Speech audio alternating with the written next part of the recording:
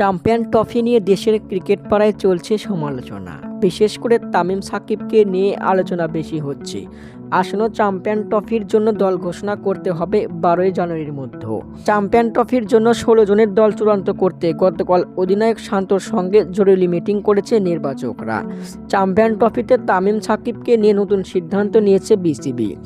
তামিম ইকবাল খেলবেন কিনা সেটা চূড়ান্ত সিদ্ধান্ত জানানোর জন্য 2-1 দিন সময় নিয়েছে খান সাহেব।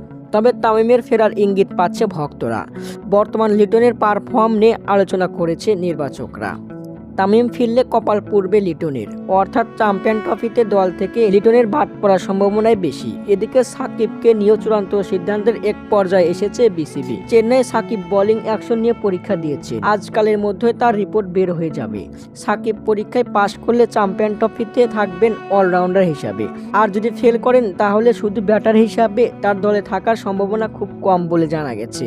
বিডি নিউজ, হৃদয় হাসান।